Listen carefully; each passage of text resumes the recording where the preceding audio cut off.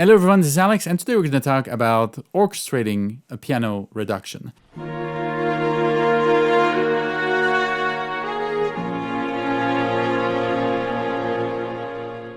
The process of going from your first musical idea, which you probably written are 2 staves, and then bringing it to the whole orchestra can be a little bit daunting because you have so many things to consider. Even if the music is super simple, you have to think about, I just lost my light. So you have to think about, okay, I have a melody and then I have a bass line, I got some different dynamics. Which instrument should I use? Well, I'm going to do something that I don't usually do in this video, is that I'm going to show you my preparation. Everything I'm doing to prepare for this moment and make the right choices. I have a very strategic and organized approach to this. It becomes very organic at some points, but I'm going to break it down to you in 5 different steps. You're going to see me go through all of these steps in this video. The first one is, when you have a piano reduction, is to isolate the different musical lines. This is a way for you to just know what's grouped together in the piano reduction. So then you can make choices. Oh, well, maybe this line that's continuous through these 3 bars, it should be played by the same instrument instead of just changing one note to one instrument, sending another note to another one, and etc. The second thing that I would do is to highlight the dynamics. The dynamics are a huge indicator of what's happening in the orchestra. We don't necessarily think about that because dynamics usually mean just the player playing louder, but in the orchestra it means there's more musicians coming in. If there's a crescendo, for instance, and the same thing applies to a diminuendo, you should take off instruments. So it's not the same thing as to just playing louder on the piano, right? And if you're orchestrating from a sketch, make sure you have these dynamics written down on your sketch and very clear to you. Step number 3 would be to determine what is foreground, middle ground, and background. This could be you have a melody that's in the middle that you don't want necessarily to stand out too much. Well, you can decide that it's going to be middle ground. And then you have a counter melody in the bass line on the second bar or something, and you want it to stand out, so make it foreground. So this means that you might put more instruments on this one. And if you have something that you determine should be in the background, well, you might just put a little bit less instruments or a little bit less density of instruments on this one. Now, step 4 in this process is to set the different instrument sections for each of these parts in each of these layers. This is where you start to really orchestrate. But you haven't touched the orchestral score yet. We are still in preparation, thinking about the possibilities and writing these down on the piano reduction. And finally, step number 5 is to expand or adapt the musical ideas. This is a concept that is a little bit hard to grasp, but it's so essential and important to understanding orchestration. So I always say that the orchestral version should be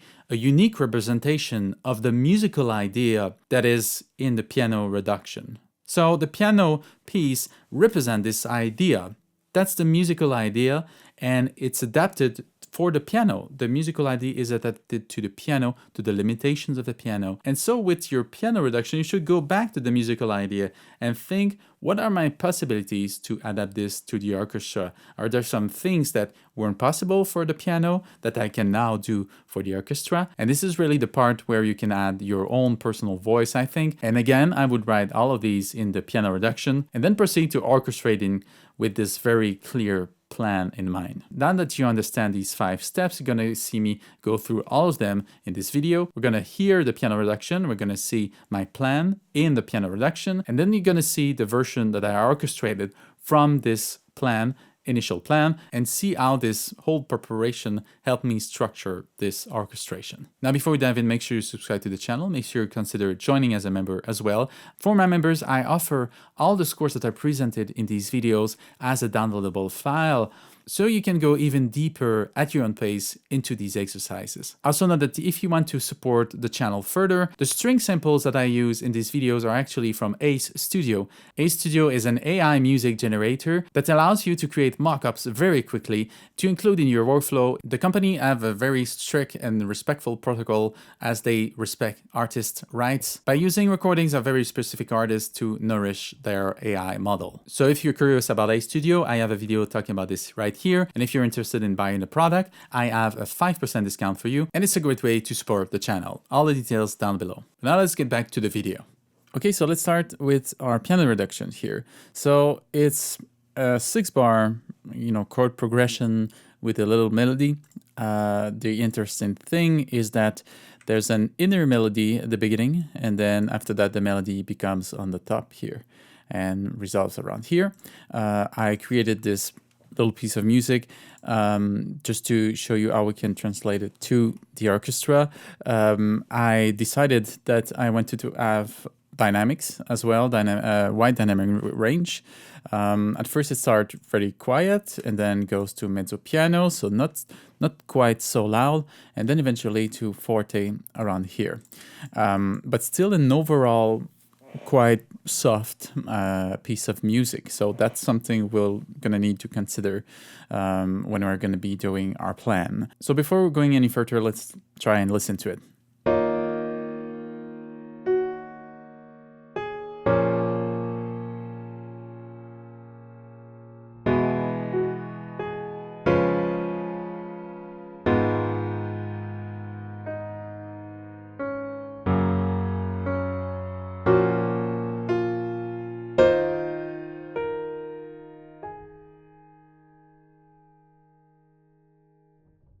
So quite beautiful melody, very much in the middle register. So this is already something that gives us some hints about what instruments are we going to use.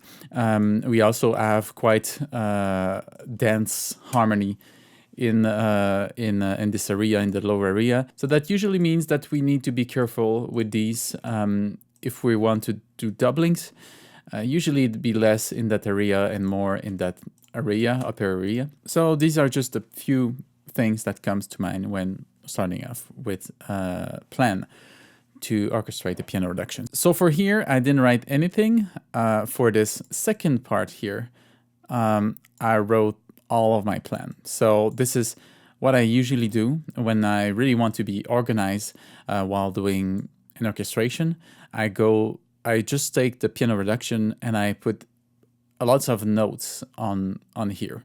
So everything here, every information I have here gives me everything I need to know to do my orchestration. And that's the fun part with this. We can really have a very quick glimpse of what your orchestration is going to be. Just with the piano reduction like this. So what I usually do first is that I watch the music and I look at the different plans, the different musical lines, and I try to regroup them. So you see that here in pink, I regroup the melodic part. So the inner line here, and then going upward here on the upper part, and then here up to the end. So this is all important. This is all part of the same melodic line. So this gives you an idea that they should be together. They should be. You shouldn't have like these 3 notes on one instrument and then these upper notes on another instruments. That just wouldn't work. That would just break the music, because you're trying to represent the piano part as well. Because remember, the orchestration is just different representation of the music of the piano reductions. So you're not really orchestrating the piano piece, you're orchestrating the music behind the piano piece. That's very different. So you need to understand the music very well first. And also there's limitations to the piano that you can avoid while going with the orchestra. So all of these things add up, and can you have a better picture of where we're going with this. So we got our pink melody here, and then we got our other line. The bottom line here is in red. So this is my bass line. This is the second most important thing here, I believe. So that's my second thing I'm going to be focusing on for what's next. You can eventually add doublings. Like a B flat underneath here, following here a B natural, and then again here a D flat, etc., etc. So these are things you could consider to reinforce this line if need be. So we're gonna see if we need it or not. And then all the notes that I left in black are kind of the least important because they just add, harmonic substance to harmonic context to these lines, actually the melodic line and the bass line, which are some more important. So after that, this gives me some idea on what things should be more important and what things should be less important. So this is going to be our way to make us choices through what are we going to layer, front in on the foreground, middle ground, and background. This is very important. And I did write some of these here. I'm going to go through these in a second. But first, after this first step of dividing the different musical lines, I usually watch the dynamics. And then I put a grid on 1 to 10. You can do, 1 to 20 or something, but I'd usually do 1 to 10.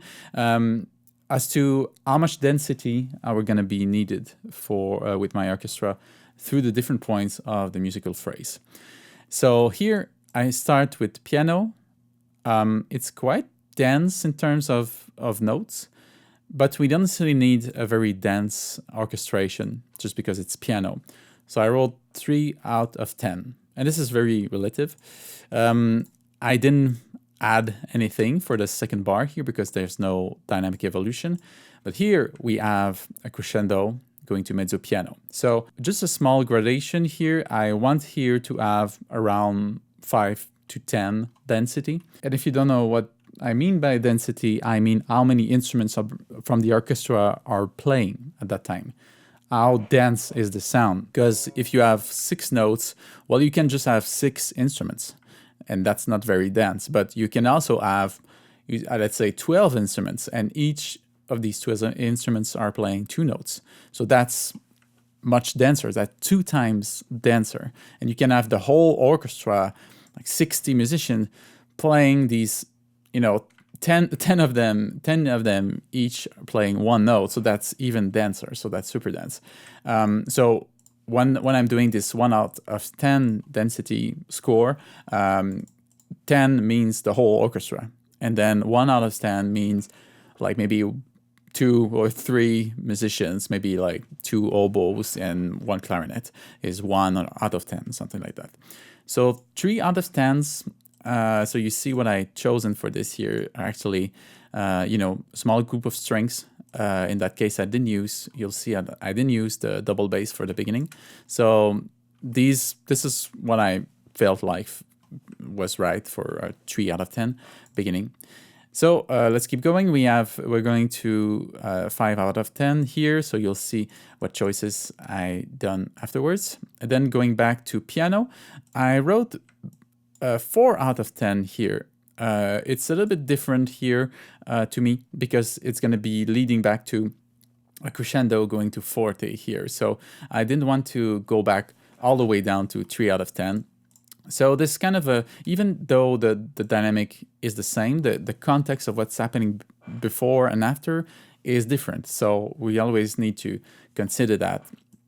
And then, so going to 7 out of 10 on my forte. Some people could have gone like to 8 or 9 out of 10, maybe the whole orchestra 10 out of 10, because somebody could say, oh, well, we are piano here, we need a huge difference here on the forte.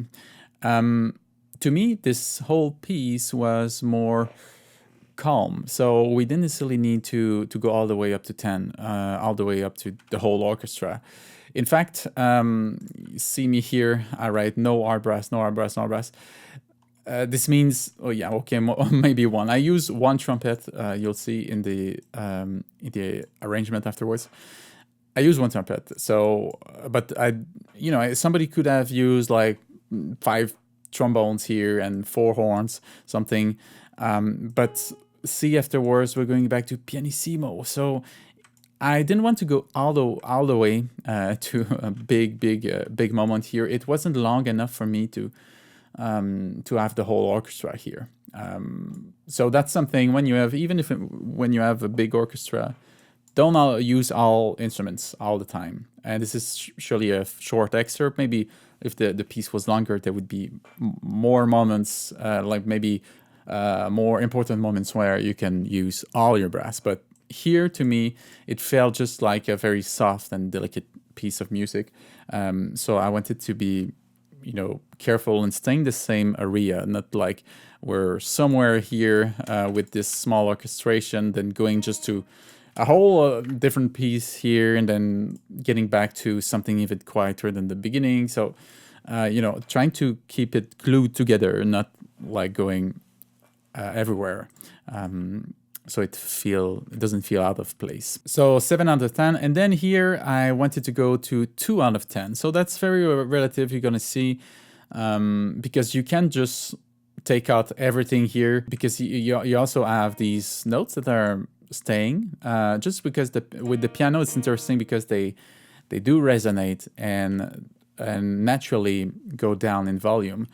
So when you go here on the 3rd and 4th beat on the fermata, you keep hearing them, but they're just much quieter. And then this A flat octave, when it's played piano, it just blends well with the rest. So you have to reproduce that with the orchestra as well.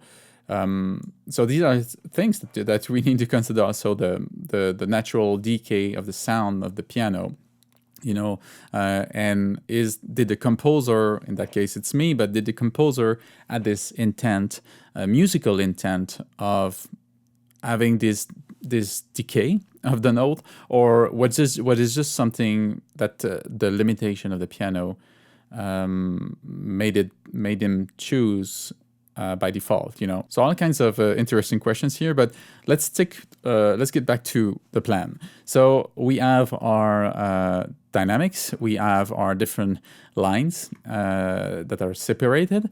So now we can start and thinking about, okay, so we got with these different musical lines, we can decide which one is foreground, middle ground, and background. So these are what these means: FG, MG, BG. So middle ground, I felt like this melody, since it's hiding in the middle, I thought it was interesting to have it in the middle ground. So something of a natural place in the middle. So trying to be careful with this, not silly adding like tons of doublings on this. And also focusing on this one, foreground here, because it's the higher note, it's going to naturally stand out.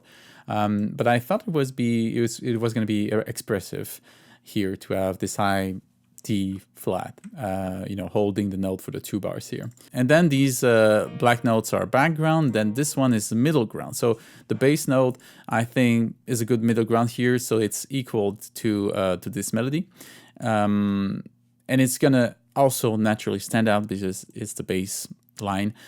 We might want to accentuate it or make it more obvious afterwards here, maybe by adding a double bass. So yeah, after that there's just a slight change here. The upper line becomes the foreground, so this is where there's this shift, and then the upper melody takes over and becomes the main character. But these first 2 bars are supposed to be more of a texture thing and of a harmonic thing, and having this line here. So once I do that, I start thinking about which instruments do I want.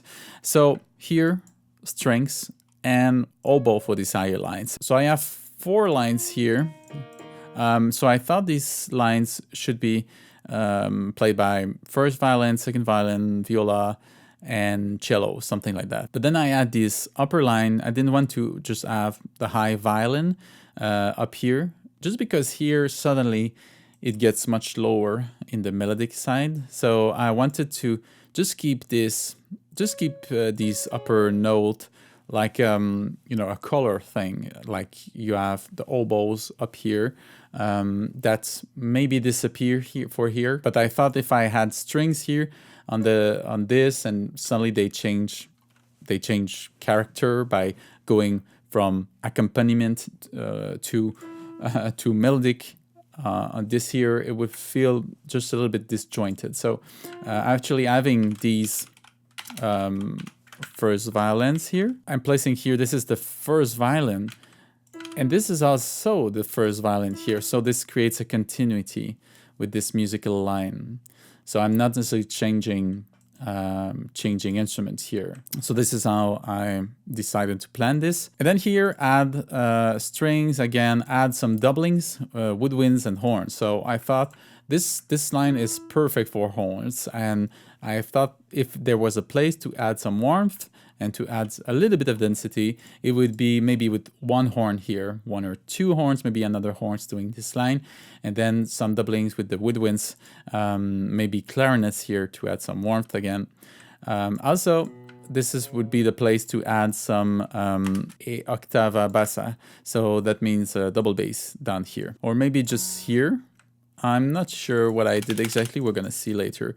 So somewhere around we should add the octava bassa. So I think, yeah, I only added it for these 3 lines here. So quite simple up to here. So, and then here I add octava woodwinds. So usually when you have a crescendo like this, since like I have my flutes, my oboes, that you cannot play these notes first. So, and even these notes, yes, they can be played by flute, but you can't really hear them. So if there's a place you can have an octava up here, it would be for this part here. So it's something like this. You double the line up there to create some more color. So the music is still like this, but you add some colors up here to make the full orchestra come in and be part of the music. Also, I noted that to add a little cymbal roll around here and then just one hard brass.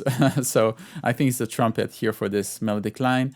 We're gonna see that in a second. And some last things here, I give me some notes here to add an arpeggio here, an arpeggio effect. So this is usually the last thing I do is, again, I go back to wondering, did the composer, when he or she was doing the music, was doing the piano version of the musical idea, did they add some limitations with the piano, or did they made some choices according to the fact that they had a piano?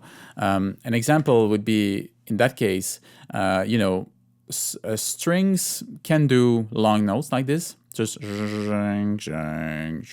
like this. They can do this, and this is going to sound good. But strings have their own idioms, their own string writings, the things that are effective in the string sections. And a thing is arpeggios. So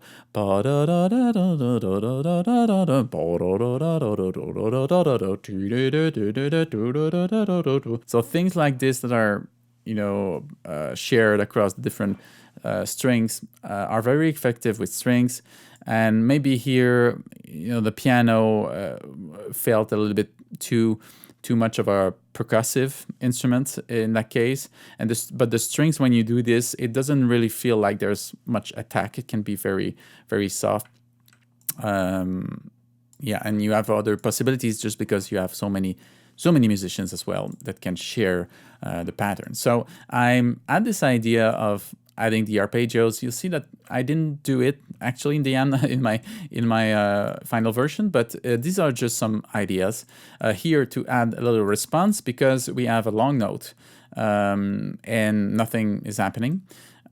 So I'm not sure I added one, but maybe we can add one together. So this is my planning. This is what I do when I really want to be organized. Usually what I'm doing, a professional arrangement, when I'm turning in a homework, when I'm at university or something.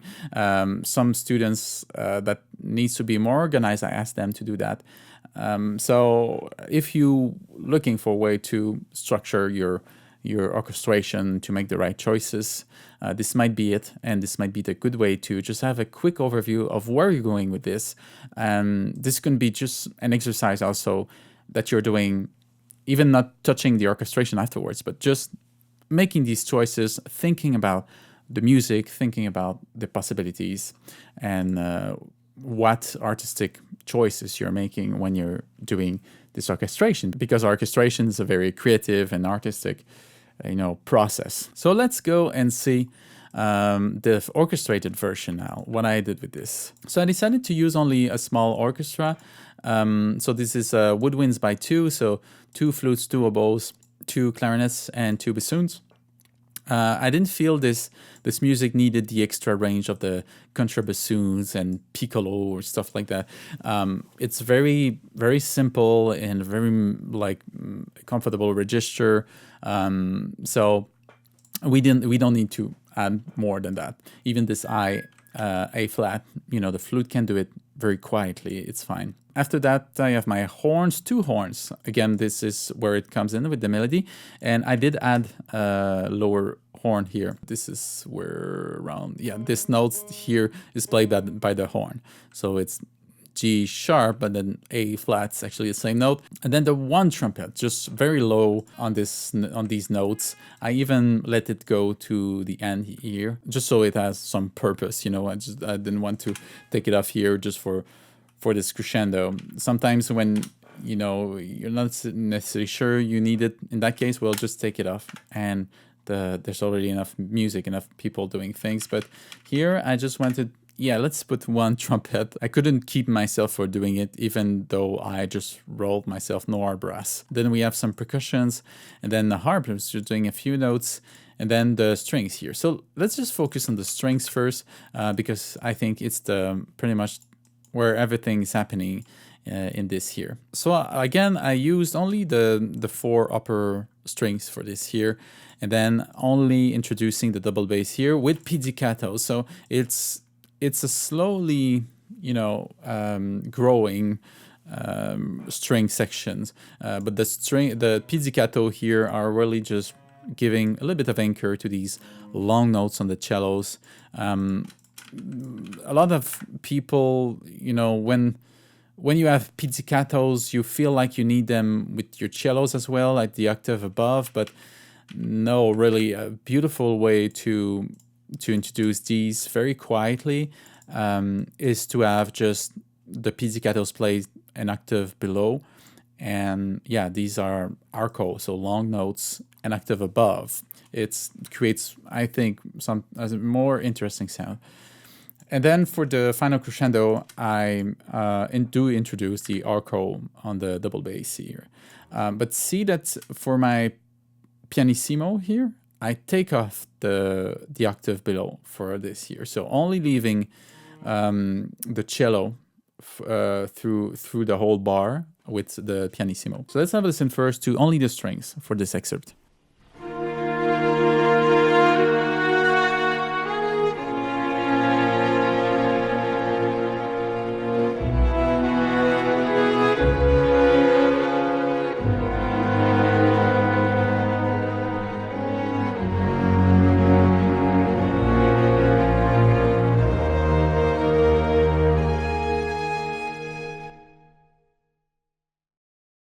And then let's talk about the melodic line here. So the first and second violin are actually doing this line here. This is the middle line, if you remember, for the first 2 bars. And they're actually, if we check the whole orchestration arrangement, we just have the harp playing the first beat, and then these 2 oboes up here. So like I said, it's actually an added note here.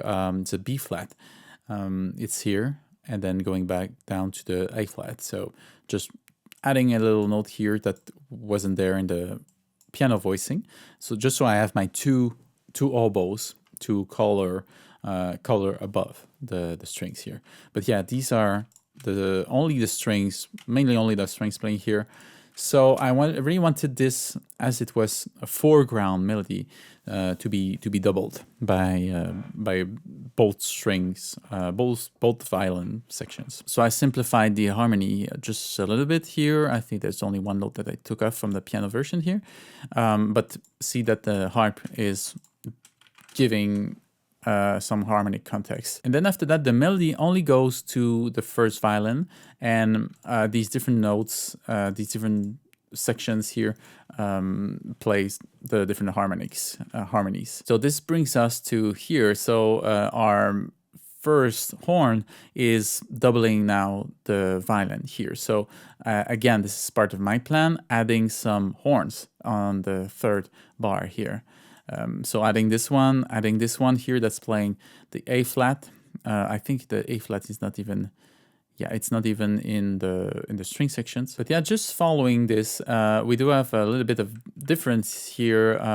Like this is holding the E flat, and this is going down, and this is holding the B flat, and this is going up. So some little differences, and just because this high note, these high notes cannot be played very well by the horn, so I decided to keep my horns on the low mid register, and this is what also as my upper woodwinds are coming in here. So if we go back on focusing on bar 3 and 4, actually where my horns are coming in, I also have both of my clarinets. So this is part of what I've decided here. So add some doublings for woodwinds and horns.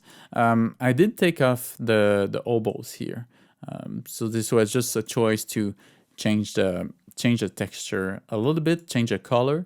You're not changing the whole music. There's certainly quite a kind of a shift, but since the strings are very the main character here, these are only providing some color, some support, and playing behind the strings. So it's not the same effect as when you have, let's say, your string sections, and then the string section disappear, and then you have only your woodwinds that are playing. This is really clear, like antiphony between different sections, between the woodwinds and the strings. But in that case, it's just still the strings that are growing with the double bass at the same time, that are growing in size in terms of dynamics as well. And these are just punctuating and coloring the strings here. And now at the end here, we have what we call an orchestral crescendo. We are bringing in everybody here as we have the forte that's coming. So again, I decided to have 7 out of 10 density on this particular chord. So to me, 7 out of 10 means no hard brass. So this is the decision that I took here. If I would have all of my hard brass, it was like if I needed 10 out of 10, but now I need 7 out of 10 density, so that means a little bit less. But everybody else is playing, all my woodwinds, all of my 2 horns, my 1 trumpet, have some percussions for the end. My harp is also punctuating pretty much everything. And then my strings obviously here. And we were talking about doubling the upper register as well. We talked about adding octava on the woodwinds. So you see here we have these low notes, but this one is playing an octave higher, the melody. So both flutes are playing this here, and they're just separating for the last line here, the last note, just for the ending when it comes pianissimo. The flutes are great to play pianissimo in that register, and you see that I take off everything else in the woodwind section. I take off everything else except the trumpet in my brass section. A hard brass like a trumpet doesn't mean that doesn't mean it can't play soft. Trumpets are beautiful when they play soft. They just take a little bit more space than other instruments, let's say than a horn or a woodwind. So yeah, also my oboes are playing an octave higher, and then the clarinets are just doubling the melody in unison, so both of them here, and then my bassoons are playing some of these notes from the bass line. It's actually exactly the bass line that the cello is doing. And this one's, it's an octaviated bass line actually. But again, they're all disappearing here for the pianissimo. So what do we have for the pianissimo? It's 2 out of 10 here. It's not exactly softer than what we had at the beginning, but maybe a little bit, because the oboes are a little bit more piercing sound, a little bit more present, recognizable within the orchestra than what we have at the end with the 2 flutes. And of course, there's a trumpet here, but it's like we've gone through sort of a process, and it's gonna feel softer just because the dynamic is pianissimo. So there's still the string orchestra is still gonna be playing softer than what they were doing the beginning here. I wanted a little bit more of warmth at the beginning. I didn't mention that. I take off also the double bass here. I do punctuate this triple octave here. and give a little punctuation with the triangle at the end here. Notice that I use the symbol crescendo before the forte here. Some people would be maybe tempted to put it here when it's forte, but the thing is, these kind of roles, you're leading onto something. There's already people playing forte here. That's the event, right? The downbeat here where everybody comes in. So here that symbol is actually leading to it, kind of acting as a transition, and doing kind of the same here, kind of a response with the triangle, with the tremolo here, leading onto this final hit here for the final punctuation. So let's have a listen to this full piano to orchestra exercise.